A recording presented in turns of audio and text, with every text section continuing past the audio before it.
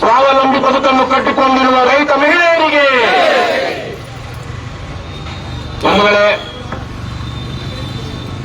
ನಾನು ಈಗಾಗಲೇ ಒಂದಷ್ಟು ವಿಚಾರಗಳನ್ನ ಮಾಧ್ಯಮಗಳ ಜೊತೆ ಮಾತಾಡಿದಾಗ ಹೇಳಿದೆ, ಆದ್ರೆ ಬಹಳಷ್ಟು ಜನ ಹಿಂದೆ ಇದ್ದವರಿಗೆ ಅದು ಗೊತ್ತಾಗಿಲ್ಲ, ಕೇಳಿಸಿಲ್ಲ. ಹಾಗಾಗಿ ಆಗ್ಲೇ ಏನ್ ಹೇಳಿದೆ ಅನ್ನೋದನ್ನ ಒಂದೆರಡು ವಿಚಾರಗಳನ್ನ ನಿಮ್ಮ ಮುಂದೆ ಹೇಳ್ತೀನಿ. ಇವತ್ತಿಲ್ಲಿ ನೀವು 100 ಜನ ಸೇರಿದ್ದೀರಾ. ಸಾವಿರಾರು ಜನರ ಬದುಕಿನ ಮೇಲೆ ಪ್ರಭಾವ ಬೀರುವಂತಹ ವಿಚಾರ ಇದು. ಸಾವಿರಾರು ಜನರಿಗೆ ಇಷ್ಟ ಇಲ್ಲ. ನಾನು ಮುಖ್ಯವಾದ ವಿಚಾರಕ್ಕೆ ಬರೋದಕ್ಕೆ ಮೊದಲು ನೀವು ಈ ಹೋರಾಟಕ್ಕೆ ಇಳಿಬೇಕಾದಂತಹ ಅನಿವಾರ್ಯತೆ ಎಲ್ಲಿಂದ ಬಂತು ಅನ್ನೋದನ್ನ ಹೇಳೋದಕ್ಕೆ ಪ್ರಯತ್ನಿಸ್ತೀನಿ. ಅದು ಅಗತ್ಯ ಇರಲಿಲ್ಲ, ಆದ್ರೆ ಹೇಳಲೇಬೇಕು. ನೀವೆಲ್ಲರೂ ವೋಟ್ ಹಾಕುವಂತವ್ರು, ವೋಟ್ ಹಾಕೋರು ತಾನೆ. ನಿಮ್ಮ ವೋಟ್ ಇಲ್ಲದೆ ಯಾವನಾದ್ರೂ ಗೆಲ್ಲೋದಕ್ಕೆ ಸಾಧ್ಯ ಆಗುತ್ತಾ? ನೀವೆಲ್ಲ ಗಟ್ಟಿಯಾಗಿ ನಾವು ನಿಮ್ಗೆ ವೋಟ್ ಹಾಕಲ್ಲ ಅಂದ್ರೆ ನಿಮ್ಮ ಹಳ್ಳಿ ಅಲ್ಲ, ಪಕ್ಕದ ಸುತ್ತಮುತ್ತ ಎಲ್ಲೆಲ್ಲೋ ಅದು ಪ್ರಭಾವ ಆಗುತ್ತೆ. ನಿಮ್ಮ ಜನರನ್ನ ಎದುರು ಹಾಕೊಂಡ ಯಾವತ್ತೂ ಗೆಲ್ಲಲ್ಲ. ನಿಜನಾ? ಆದ್ರೆ ಇವತ್ತು ಅವ್ರಿಗೆ ಭಯ ಇದೆಯಾ? ಮೊನ್ನೆ ಒಂದು ವಾರದ ಹಿಂದೆ ತಮಿಳುನಾಡಲ್ಲಿ ಚುನಾವಣಾ ಫಲಿತಾಂಶ ಬಂತು. ಅಲ್ಲಿ 2 ಪಕ್ಷಗಳು ಪೈಪೋಟಿ ಮೇಲೆ 1000, 5000, 10,000, 20,000 ರೂಪಾಯಿ ತನಕ ಒಂದು ಓಟು ಕೊಟ್ರು. ಅಲ್ಲಿ ದುಡ್ಡು ಕೊಡದೇ ಇದ್ದವರು ಇವತ್ತು ಗೆದ್ದು ಬಂದಿದ್ದಾರೆ. ನಮ್ಮ ಆನೇಕಲ್ ತಾಲೂಕು, ನಿಮ್ದು ನಮ್ದು ಅಕ್ಕಪಕ್ಕ ತಾಲೂಕೆ. ಆನೇಕಲ್ ತಾಲೂಕಿನ ಪಕ್ಕದ ಹೊಸೂರಿನಲ್ಲಿ ಇದೇ ತರಹದ ರೈತರು 5,000, 10,000, 20,000 ಜನ ಸೇರಿ ಪ್ರತಿಭಟನೆ ಮಾಡ್ತಾ ಇದ್ರು ಭೂ ಸ್ವಾಧೀನದ ವಿರುದ್ಧ. ನಮ್ಮಲ್ಲಾದ್ರೂ ಕರ್ನಾಟಕದಲ್ಲಿ ಪರವಾಗಿಲ್ಲ, ನಮ್ಮ ತಾಯಿ ತವರು ಮನೆ ಅಲ್ಲಿ ಹೊಸೂರು ತಾಲೂಕು. ನಮ್ಮ ನೆಂಟರುಗಳಿಗೆ ಕೋಟ್ಯಾಂತರ ರೂಪಾಯಿ ಬೆಲೆ ಬಾಳೋ ಭೂಮಿ 5 ಲಕ್ಷ 10 ಲಕ್ಷ ಸಿಗ್ತಾ ಇಲ್ಲ ಇವತ್ತು ಪರಿಹಾರ. 5 ಎಕರೆ 10 ಎಕರೆ ಭೂಮಿ ಕಳ್ಕೊಳ್ತಾ ಇದ್ದಾರೆ ಅವರು ಭೂ ಸ್ವಾಧೀನಕ್ಕಲ್ಲಿ. ಅವರಲ್ಲಿ ಗೈಡೆನ್ಸ್ ವ್ಯಾಲ್ಯೂ ತುಂಬಾ ಕಡಿಮೆ. ಹಾಗಾಗಿ 1 ಎಕರೆಗೆ ಇವತ್ತಿನ ಮಾರ್ಕೆಟ್ ರೇಟ್ ಅಲ್ಲಿ 1 ಕೋಟಿ 2 ಕೋಟಿ ಇರೋದು ಅಲ್ಲಿ ಇವತ್ತು 5 ಲಕ್ಷ 10 ಲಕ್ಷ 20 ಲಕ್ಷ ಪರಿಹಾರ ಸಿಗ್ತಾ ಇದೆ. ಪರಮ ಮೋಸ. ಆದರೆ ಆ ಮೋಸ ಮಾಡೋದಿಕ್ಕೆ ಹೋದಂತವರು ಇವತ್ತು ತಮಿಳುನಾಡಿನಲ್ಲಿ ನಾಮಾವಶೇಷ ಇಲ್ಲದೆ ನಾಶ ಆಗಿದ್ದಾರೆ. ಯಾರು ಮಾಡಿದ್ದು ಹಾಗೆ? ಮತದಾರರು. ನೀವು ಅಲ್ಲಿ ಇವತ್ತು ಭಯ ಹುಟ್ಟಿದೆ. ನಾವು ಈ ತರಕ್ಕೆ ಜನದ್ರೋಹ ಮಾಡೋದಿಕ್ಕಾಗೋದಿಲ್ಲ. ನಮಗೆ ಈ ತರ ದ್ರೋಹ ಮಾಡಿದ್ರೆ ಜನ ನಮಗೆ ವೋಟ್ ಹಾಕೋದಿಲ್ಲ, ಗೆಲ್ಸೋದಿಲ್ಲ ಅಂತ. ಇವತ್ತು ಮೊನ್ನೆ ಇಲ್ಲಿ ಸೋತಂತವ್ರು 2 ಸಲ ಗೆದ್ದದ್ದು, ಲೋಕಸಭೆ ಎಲೆಕ್ಷನ್ ಅಲ್ಲಿ ಗೆದ್ದಂತವ್ರು ಯಾರು? ಮೊನ್ನೆ ಸೋತವ್ರು 2 ಸಲ ಗೆದ್ದು 1 ಸಲ ಸೋತವ್ರು ಯಾರು? ಈ MP DK ಸುರೇಶ್ಗಾಗ್ಲಿ, ಅವರನ್ನ DK ಶಿವಕುಮಾರ್ಗಾಗ್ಲಿ, ಇನ್ಯಾವುದೋ ಪಕ್ಷದವ್ರಿಗೆ, ನಾವು JCB ಅಂತೀವಿ, ಆ ಪಕ್ಷದವ್ರಿಗಾಗ್ಲಿ ಈ ಜನ ನಾವು ಅವ್ರ ವಿರುದ್ಧ ಮಾಡಿದ್ರು ನಮ್ಮ ವಿರುದ್ಧ ವೋಟ್ ಹಾಕ್ತಾರೆ ಅಂತ ಏನಾದ್ರು ಅನ್ಸಿದ್ಯಂದ್ರಮ್ಮ ಅವ್ರಿಗೆ? ಅನ್ಸಿದ್ಯಾ?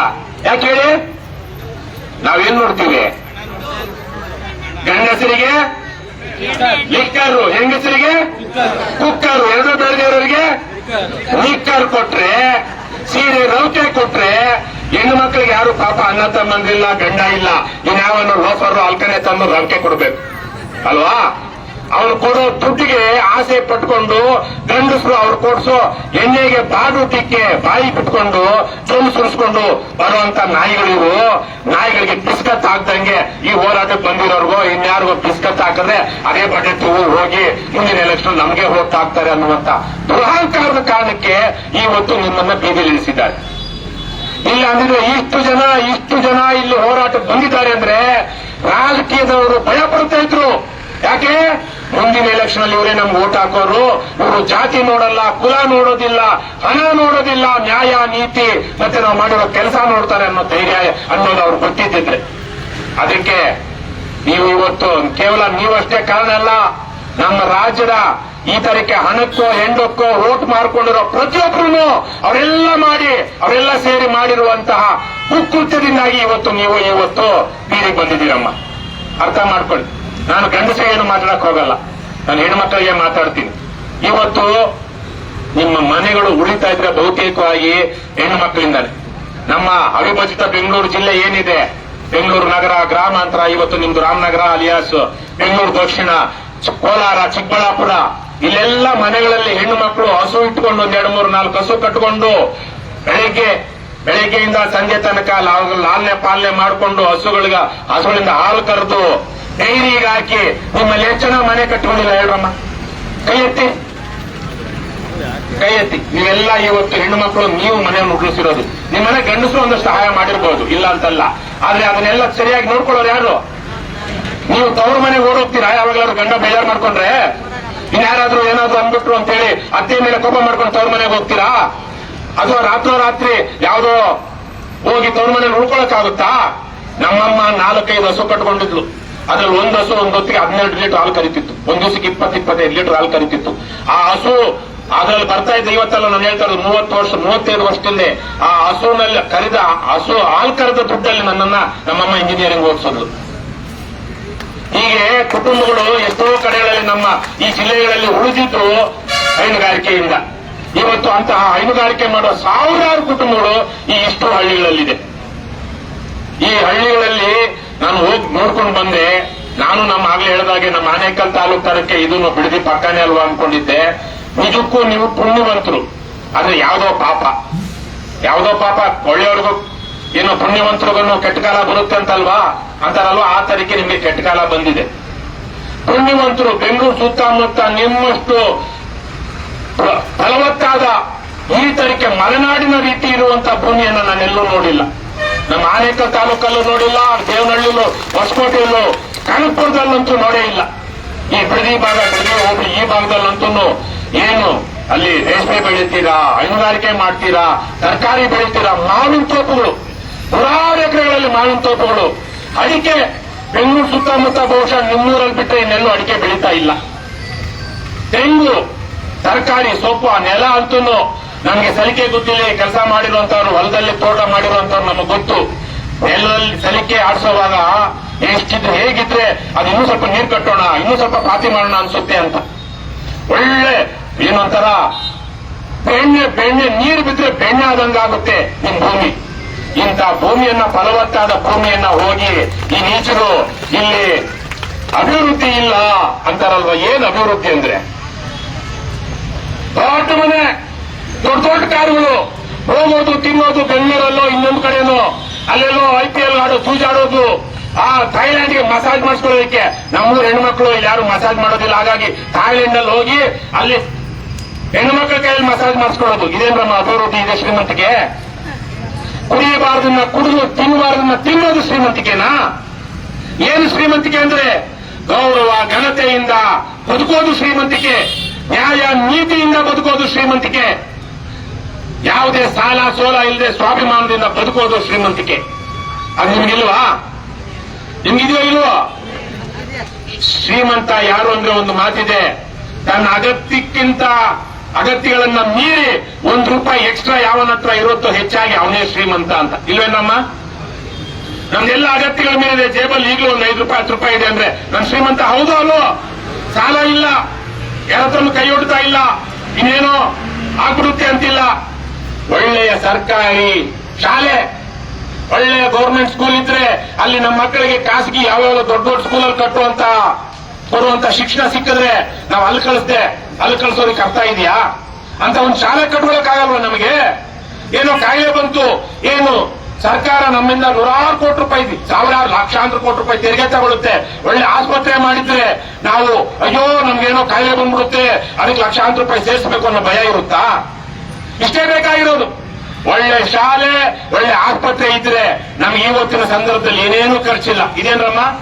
ಜಮೀನು ಮಾರ್ಬೇಕಾಗಿದ್ಯಾ? ಕೂಡಿಡಬೇಕಾಗಿದೆಯಾ? ನಾವೆಲ್ಲರೂ ಶ್ರೀಮಂತರಾಗೆ ಬದುಕಬಹುದು. ಆದ್ರೆ ಒಂದು ಒಳ್ಳೆ ಶಾಲೆ ಮಾಡಿಸಲಾರದ ಈ ತಾಲೂಕ್ ಪಂಚಾಯತಿ, ಜಿಲ್ಲಾ ಪಂಚಾಯತಿ ಮೆಂಬರ್ಗಳು, MLAಗಳು, ಒಳ್ಳೆ ಆಸ್ಪತ್ರೆ ಕಟ್ಟಲಾಗದ ಈ ತಾಲೂಕ್ ಪಂಚಾಯತಿ, ಜಿಲ್ಲಾ ಪಂಚಾಯತಿ ಮೆಂಬರ್ಗಳು, MLAಗಳು, ಮಿನಿಸ್ಟರ್ಗಳು ಇಲ್ಲಿ ಅಭಿವೃದ್ಧಿ ಆಗಿಲ್ಲ ಅಂತ. ಆದ್ರೆ ಗೊತ್ತಿಲ್ಲ ನನಗೆ ಈ ಊರಲ್ಲಿ ಎಷ್ಟು ಬಾರಿ ಇದೆಯೋ, ಎಷ್ಟಿದೆ?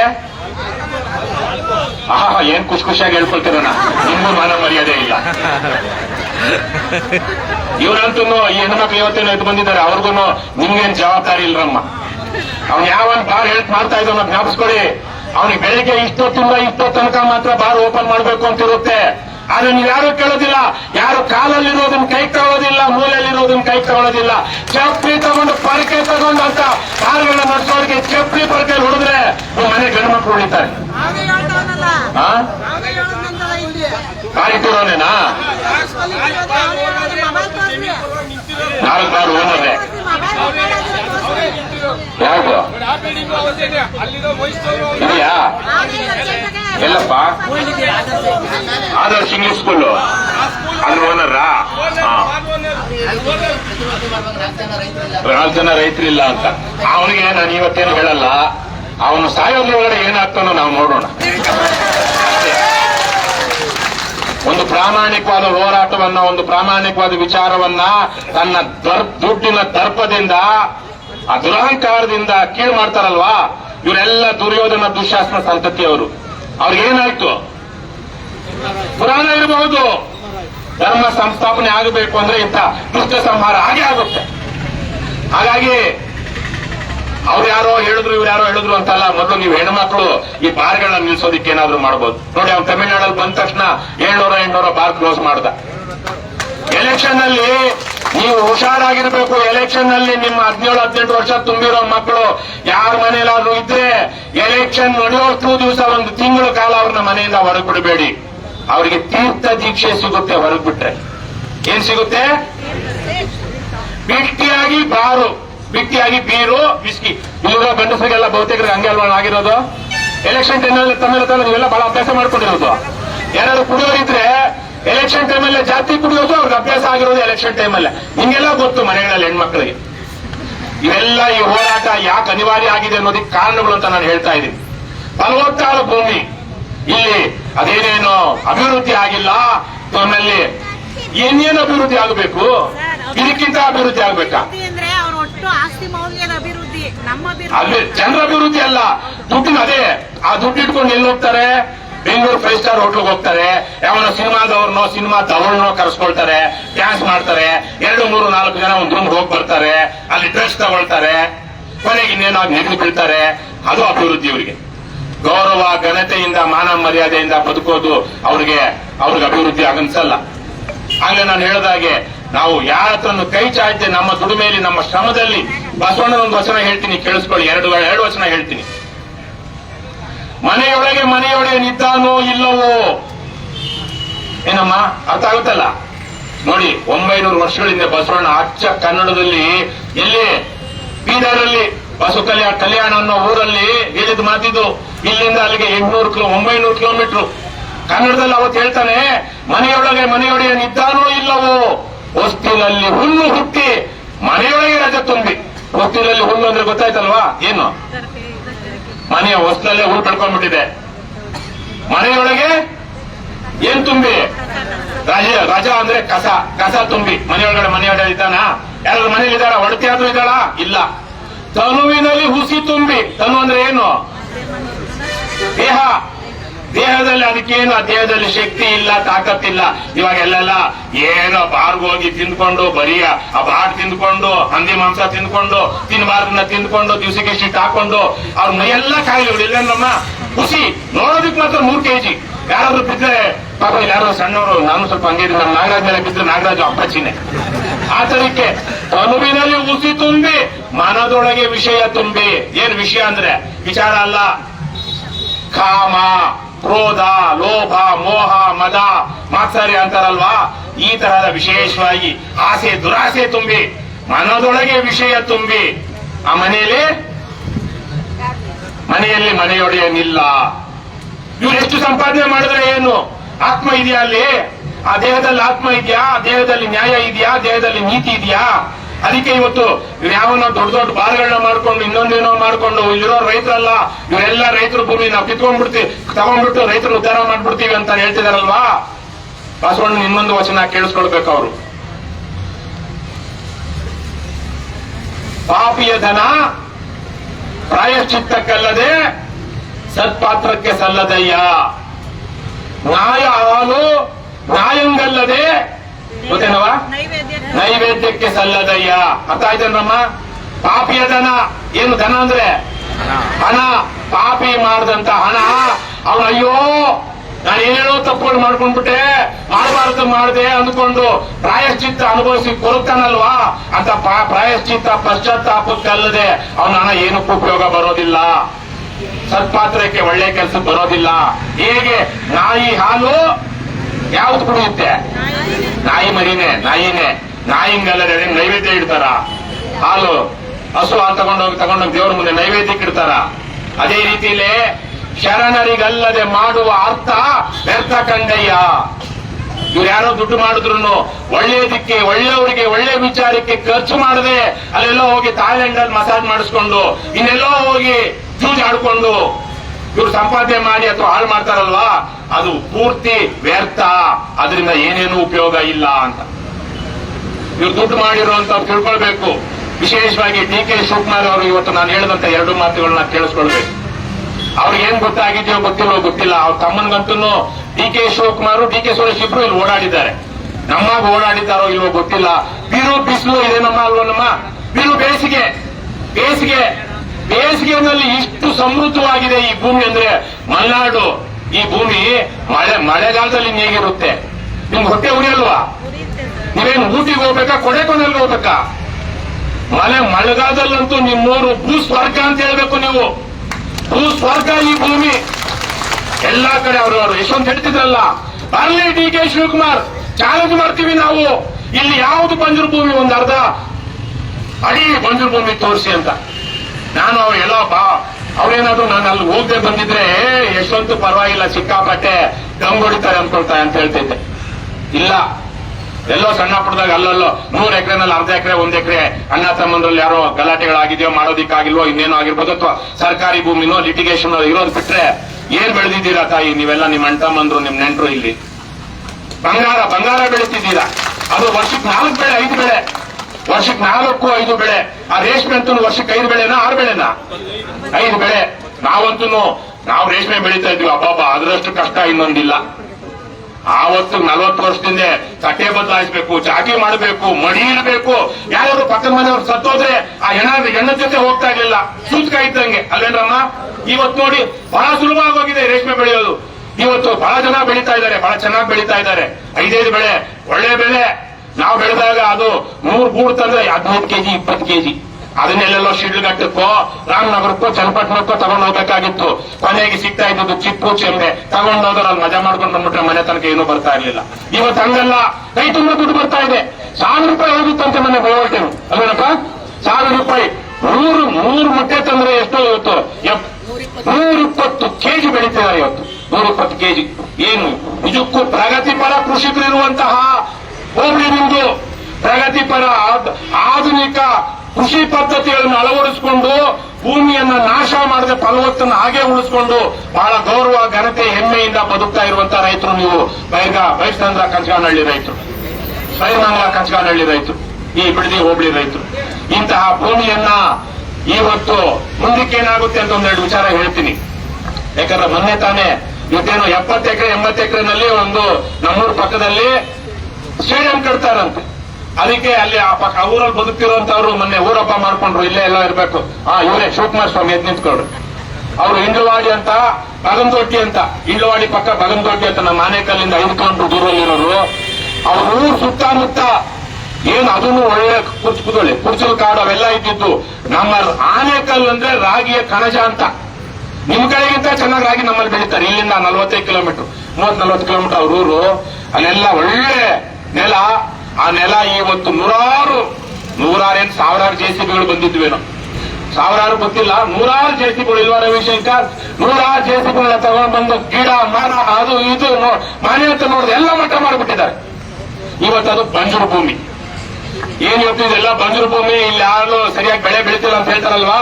ನಿಜವಾದ ಬಂಜರು ಭೂಮಿ ನಿಮ್ಮ ಭೂಮಿ ಯಾವಾಗ ಆಗುತ್ತೆ ಅಂದ್ರೆ ಈ 7-8 ಸಾವಿರ ಅಕ್ವಿಸಿಷನ್ ಆದ್ಮೇಲೆ ಬರ್ತಾವಲ್ಲ ಯಮ ಸ್ವರೂಪಿ ರಾಕ್ಷಸ ಯಂತ್ರಗಳು.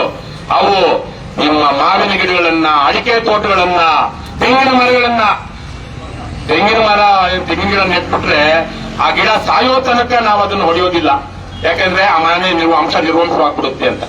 ಅದಾಗದೇ ಬೀಳ್ಬೇಕು, ಅಲ್ಲಿ ತನಕ ಕಾಯ್ತಾರೆ ಇವರು. ಅವ್ಯಾವುದನ್ನು ನೋಡೋದಿಲ್ಲ.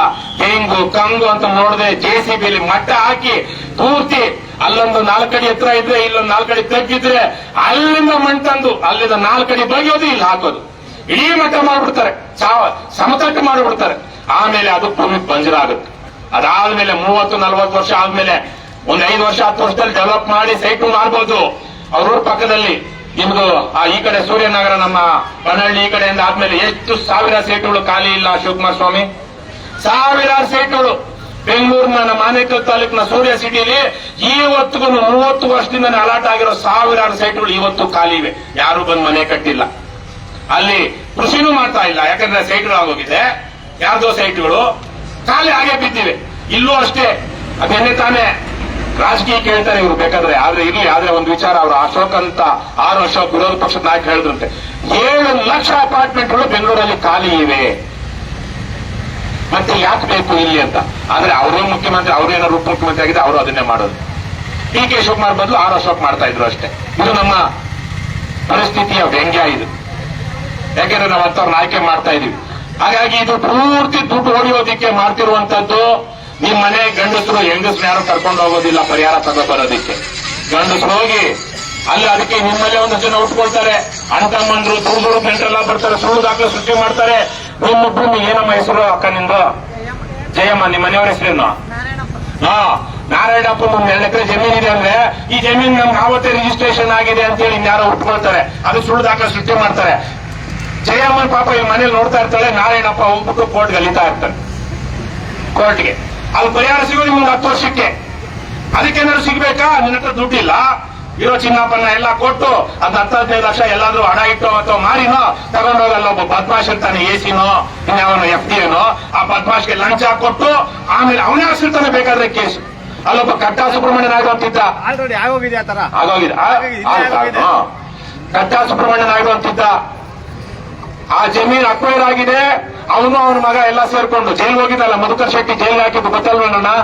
ಕಟ್ಟಾ ಸುಬ್ರಹ್ಮಣ್ಯ ನಾಯ್ಡು ಇದೇ ತರೀಕೆ ಜಮೀನು ಅಕ್ವೈರ್ ಮಾಡಿಕೊಂಡು ಜಾಗದಲ್ಲಿ KDB ಇಂದ ಸತ್ಯ ಆ ಜಮೀನು ಅಕ್ವೈರ್ ಆಗಿದೆ. ಜಮೀನು ನಿಮ್ದೆ, ಸರ್ಕಾರ ನಿಮ್ಗೆ ಪರಿಹಾರ ಕೊಟ್ಟಿದೆ, ಸುಳ್ಳು ದಾಖಲೆ ಬೇರೆ ಸೃಷ್ಟಿ ಮಾಡ್ತಾರೆ. ಆಮೇಲೆ ಈ ಜಮೀನು ರಾಮಪ್ಪಂದಲ್ಲ ಭೀಮಪ್ಪಂದು ಅಂತ. ಭೀಮಪ್ಪನಿಗೂ ದುಡ್ಡು. ಯಾರಪ್ಪನ ದುಡ್ಡು? ನಮ್ಮದೇ ದುಡ್ಡು.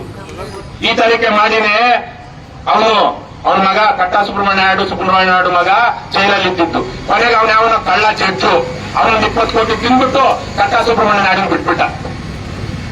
ಕೋರ್ಟ್ಗಳು ಜಡ್ಜ್ಗಳು ಹೀಗಿದ್ದಾರೆ ನಮ್ಮಲ್ಲಿ. ಇದು ಅನ್ಯಾಯದ ಪರಂಪರೆ, ಅನ್ಯಾಯದ ಕಾಲ. ಅವ್ರ ಗಂಡಸರು ಹಣ ಸ್ವಲ್ಪ ಮನೆ ಮಕ್ಕಳ ಕಡೆ ಗಮನ ಕೊಡ್ರೋಣ.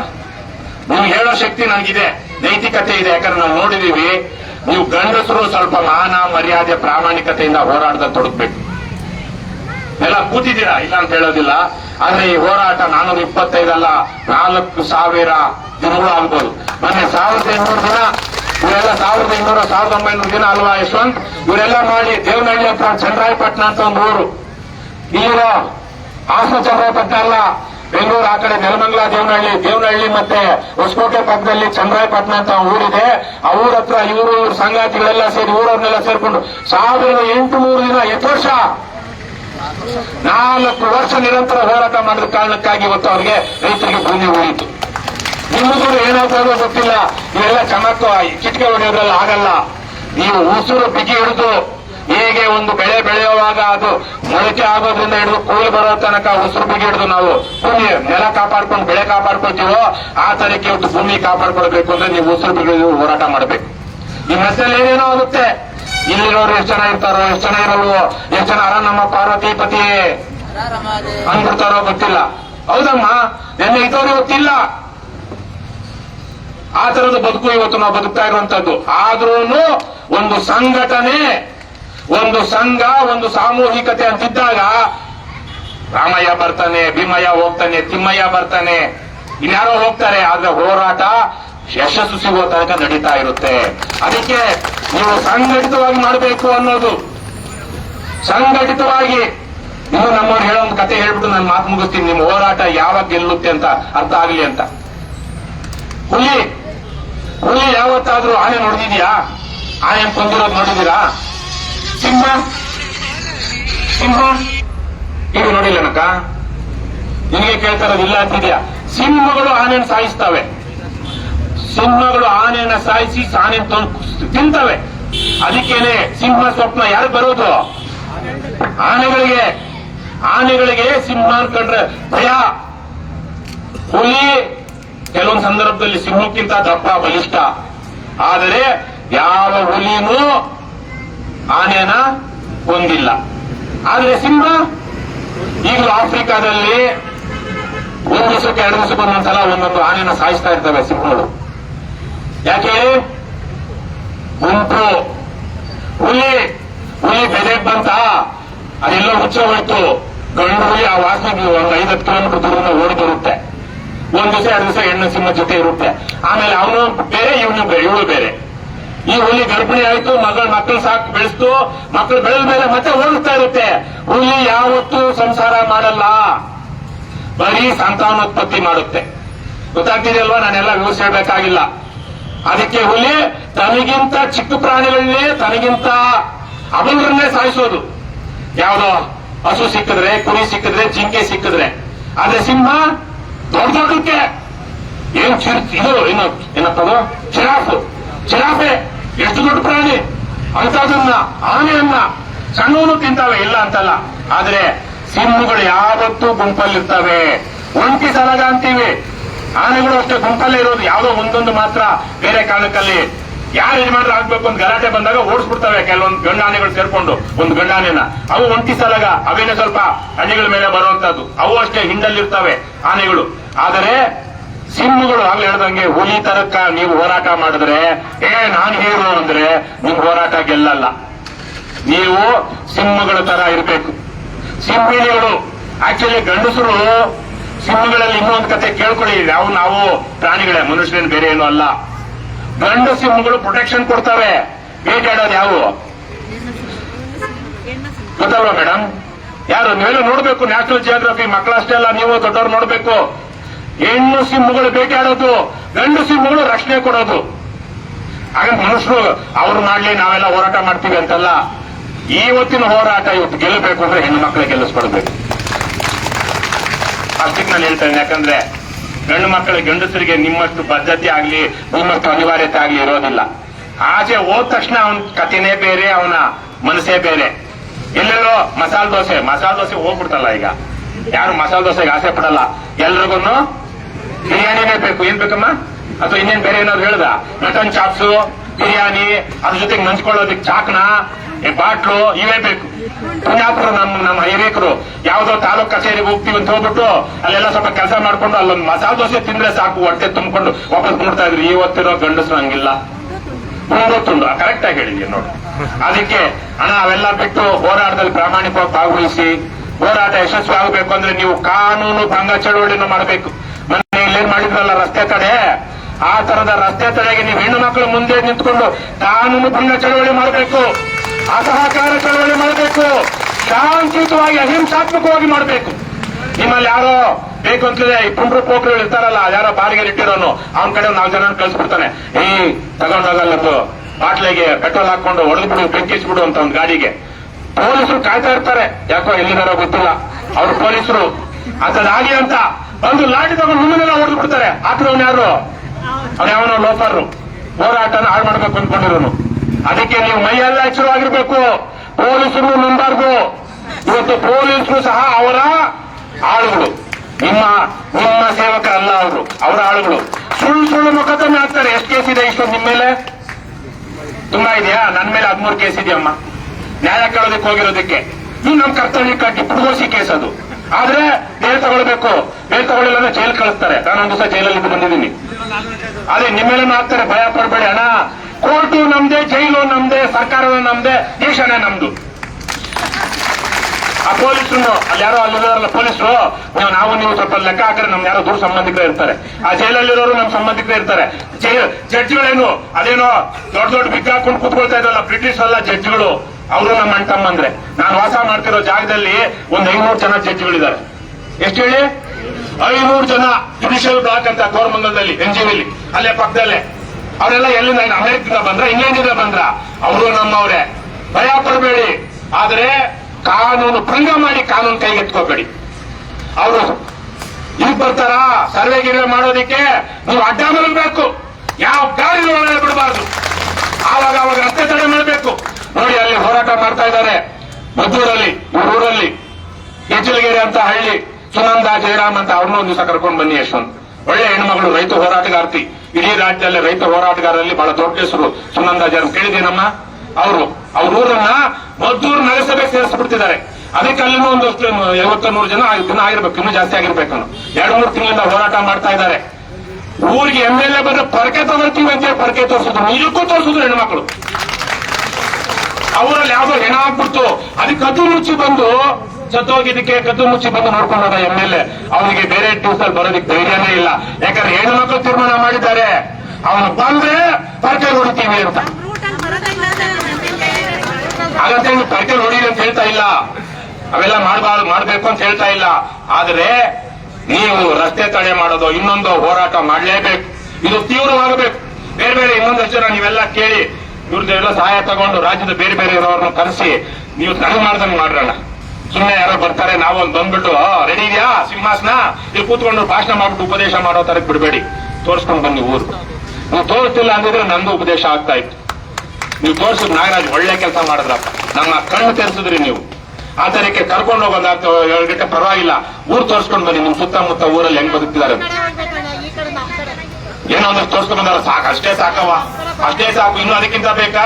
ಅನ್ನ ಬೆಂದಿದೆಯೋ ಇಲ್ಲ ಅನ್ನೋದಕ್ಕೆ ಅನ್ನ ಎಲ್ಲ ತಿಂದ್ಬಿಟ್ಟು ನೋಡ್ತೀಯ ನೀನು? ತಿಂದ್ಬಿಟ್ಮೇಲೆ ಏನು ಉಳಿಯುತ್ತೆ? ಎಷ್ಟು ನೋಡ್ತೀಯ? ಒಂದು ಅಗಳು ನೋಡ್ಮೇಲೆ ಗೊತ್ತಾಗುತ್ತೆ ಅನ್ನ ಅಷ್ಟೇ. ಇಷ್ಟು ನೋಡ್ಕೋ, ಇಷ್ಟೇ. ಇವುಗಳೇನು ಕಡಿಮೆ ಹೋಗಿಲ್ಲ, 15-20 ಕಿಲೋಮೀಟರ್ ಹೋಗಿಲ್ವ ನಾವು? ಯಾರಾದ್ರೂ ಹಳ್ಳಿಗಳ ಮೇಲೆ ಹೋಗಿ ಬಂದ್ವಿ, 10 ಹಳ್ಳಿಗಳ ಮೇಲೆ. ಹಾಗಾಗಿ ತೋರಿಸ್ಕೊಂಡು ಬನ್ನಿ, ಅವ್ರಿಗೂ ಸಹಾಯ ಕೇಳಿ. ನಿಮ್ ಹೋರಾಟ ಇಷ್ಟಕ್ಕೆ ಗೆಲ್ಲಲ್ಲ. ಯಾಕಂದ್ರೆ ನಿಮ್ಮ ವಿರುದ್ಧ ಇರೋರು ಯಾರು? ಬ್ರಹ್ಮರಾಕ್ಷಸರು.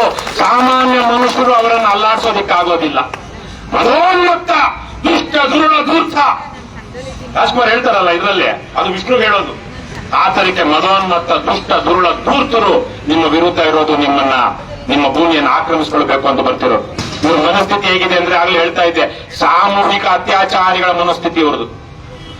ಅದು ಇದು ಅಂತ ನೋಡಲ್ಲ, 15-20 ಜನ ಸೇರ್ಕೊಂಡ್ರು. ಪೂಲಂದೇವಿ ಕತೆ ಕೇಳಿದೀವಲ್ಲ, ಇನ್ನು ಆವಾಗ ಆಗ್ತಾ ಇರುತ್ತಲ್ಲ. ಆ ಹೆಣ್ಣು ಮಗಳು ಪಾಪ ಅವಳು ಸಾಯ್ತಾ ಇದ್ದಾಳೆ, ರಕ್ತ ಬರ್ತಾ ಇದೆ ಅಂದ್ರೂ ಇನ್ಯಾವನೋ ನೀಚ ಹೋಗೋನು, ಅತ್ಯವನು ಅಂತ ಹೋಗೋನು ರೇಪ್ ಮಾಡ್ತಾನಲ್ಲ, ಅವ್ರಿಗೇನು ಮನುಷ್ಯತ್ವನೇ ಹೋಗ್ಬಿಟ್ಟಿರುತ್ತೆ. ಈ ತರದ ಮನಸ್ಥಿತಿ ಇರೋರು ಮಾತ್ರ ಈ ಭೂಮಿಯನ್ನ ಇದ್ರ ಮೇಲೆ ಇದನ್ನ ತಗೊಂಡು ಕಬಳಿಸ್ಕೊಂಡು ಅತ್ಯಾಚಾರ ಮಾಡಬೇಕು ಅಂತ ಹೋಗ್ತಿರೋರು. ಇದರಲ್ಲಿ ಇನ್ನೂ ಅನೇಕ ವಿಚಾರಗಳಿದೆ. ನಾನು ನಮ್ಮ ರಾಮನಗರ ಯಲ್ಲಪ್ಪ ಅವರು, ಗಂಗಾಧರ್ ಯಲ್ಲಪ್ಪ ಇವರು, ದಾದಾ ಏನವರು, ಮುರ್ತಾಜಾ ಭಾಷಾ, ಅಲ್ಲೆಲ್ಲ ಇದ್ದಾರೆ. ಅಣ್ಣ ಕೈ ಮುಗಿತೀನಿ, ವಾರಕ್ಕೊಂದ್ಸಲ 1 ದಿವಸ 2 ದಿವಸ 3 ದಿವಸ ಬಂದು ಇಲ್ಲಿ ಬೆಂಬಲ ಕೊಟ್ಟು ಹೋಗ್ರಪ್ಪ. ದೇವಸ್ಥಾನಕ್ಕೆ ಹೋಗಿ ಮುಂದಷ್ಟು ನೀವು ನಮಾಜ್ ಮಾಡಕ್ ಹೋಗ್ತಿರಲ್ಲ, ದೇವಸ್ಥಾನಕ್ಕೆ ವಾರಕ್ಕೊಂದ್ಸಲ ಪೂಜೆ ಮಾಡಕ್ ಹೋಗ್ತಿರಲ್ಲಣ್ಣ, ಹಂಗ್ ಬಂದ್ರಣ್ಣ. ಬಂದು ಇವ್ರ ಜೊತೆ ಕೂತ್ಕೊಳ್ಳಿ, ಯಾರು ಮಾತಾಡ್ತಿ ಬಿಡ್ಲಿ. ಜೀವನ್ ಇದು ಮುಗಿಯೋ ತನಕ ಇವರು ಜೀವನ್ ಅಂತ ನಮ್ಮ ಪಕ್ಷದ ರಾಜ್ಯ ಜಂಟಿ ಕಾರ್ಯದರ್ಶಿ, ರಾಮನಗರ ಬೆಂಗಳೂರು ದಕ್ಷಿಣ ಜಿಲ್ಲಾ ಉಸ್ತುವಾರಿ, ಅವ್ರಿಗೂ ನಾನು ಹೇಳ್ತಾ ಇದ್ದೀನಿ, ವಾರಕ್ಕೆ 1 ದಿವಸನಾದ್ರೂ ಯಾರು ಇರ್ಲೇ ಬಿಡ್ಲಿ, ನೀವು 1 ದಿವಸ ಬಂದು ಹೋರಾಟಕ್ಕೆ ಬೆಂಬಲ ಕೊಟ್ಟು ಹೋಗ್ಬೇಕು. ಏನೇನ್ ಮಾಡ್ಬೋದು ಲೈವ್ ಮಾಡಿ, ಇನ್ನೊಂದು ಮಾಡಿ, ಒಂದು ಪತ್ರಿಕಾ ಹೇಳಿಕೆ ಕೊಡಿ. ಸಾಧ್ಯ ಆದ್ರೆ ಇನ್ಯಾವ್ದಾದ್ರು ಈ ತರ ಹೋರಾಟದಲ್ಲಿರೋ ದೊಡ್ಡ ನಮ್ಮ ಪಕ್ಷದಲ್ಲಿ 1 ಜನ ಗೊತ್ತಲ್ವಾ, ಕನ್ನಡ ಪರ ಹೋರಾಟಗಾರರು, ರೈತ ಹೋರಾಟಗಾರರು, ಅಥವ್ರದವ್ರೆಲ್ಲ. ದೊರೆಸ್ವಾಮಿ ಅವರು ಇದ್ದಿದ್ರೆ ನಾನೇ ಕರ್ಕೊಂಡ್ ಬಂದ್ಬಿಡ್ತಾ ಇದ್ದೆ ದೊರೆಸ್ವಾಮಿ ಅವರನ್ನ. HS ದೊರೆಸ್ವಾಮಿ ಅವರು ಗೊತ್ತಲ್ವ, ನಮ್ಮ ಸ್ವಾತಂತ್ರ್ಯ ಹೋರಾಟಗಾರರು, 103 ವರ್ಷ. SR ಹಿರೇಮಠ ಆರೋಗ್ಯವಾಗಿದ್ದ ಅವ್ರನ್ನೂ ನಾನೇ ಕರ್ಕೊಂಡು ಬರ್ತಾ ಇದ್ದೆ. ಅವ್ರಿಗೆ ಇತ್ತೀಚೆಗೆ ಅನಾರೋಗ್ಯ ಆಗಿ ಧಾರವಾಡದಲ್ಲಿದ್ದಾರೆ. ಎಷ್ಟೊಂದು ನಿಮ್ಗಂತೂ ಸಾಕಷ್ಟು ಸಂಪರ್ಕಗಳಿದೆ. ಅಥವ್ರದ್ದೆಲ್ಲ ಕರ್ಕೊಂಡು ಬಂದು ಒಂದು ಜನಾಭಿಪ್ರಾಯ ರೂಪಿಸ್ತಾ ಹೋಗಿ, ಆಮೇಲೆ ನೀವೆಲ್ಲ ಏನಿದ್ದೀರಾ, ಈ ಹೆಣ್ಣು ಮಗಳು ಕರೆಕ್ಟ್ ಆಗಿದ್ದಾಳೆ, ಮಿಕ್ಕವ್ರು ನೀವೆಲ್ಲ ಫೇಸ್ಬುಕ್ ಲೈವ್ ಬಳಸ್ತಿರೋ ನೀವು ಯಾರು ಸರಿ ಇಲ್ಲ. ಹೆಣ್ಮಕ್ಳು ಬಳಸಬೇಕು. ನೀವು ಯಾರ ಹತ್ರ ಆದ್ರೂ ಫೇಸ್ಬುಕ್, ಇನ್ಸ್ಟಾಗ್ರಾಮ್ ಇದೆ ಅನ್ನೋರು ವಿಡಿಯೋ ಮಾಡ್ಕೊಂಡು ವಿಡಿಯೋ ಹಾಕ್ಬೇಕು, ನೀವೇ ಮಾತಾಡಬೇಕು. ನಮ್ಮ ಆನೇಕಲ್ ತಾಲೂಕಿನ ಅಲ್ಲಿ 1000 ಎಕರೆ ಕೇವಲ ಜುಜುಬಿ ಪುಡ್ಗೋಸಿ 1000 ಎಕರೆ ನಿಮ್ಗೆ ಹೋಲಿಸಿದ್ರೆ 1000 ಎಕರೆ ಅಲ್ಲಿ ಭೂಸ್ವಾಧೀನ ಆಗ್ತಾ ಇದೆ. ಅಲ್ಲಿ ಹೆಣ್ಣು ಮಕ್ಕಳು ಎಲ್ಲೋ ಸಾಫ್ಟ್ವೇರ್ ಕೆಲಸ ಮಾಡೋರು ಕೂಡ ಇದೇ ತರಕ್ಕೆ ಬಂದು ರಾತ್ರಿ ಆಗಲು ಅಲ್ಲೇ ಉಳ್ಕೊಂಡು ಅಲ್ಲೇ ಕೆಲಸ ಮಾಡ್ತಾ ಆ ಹೋರಾಟದ ವಿಚಾರಗಳನ್ನ, ಫೋಟೋಗಳನ್ನ ಫೇಸ್ಬುಕ್ ಅಲ್ಲಿ, ಪೇಪರ್ಗಳಿಗೆಲ್ಲ ಕಳಿಸ್ತಾ ಇರ್ತಾರೆ.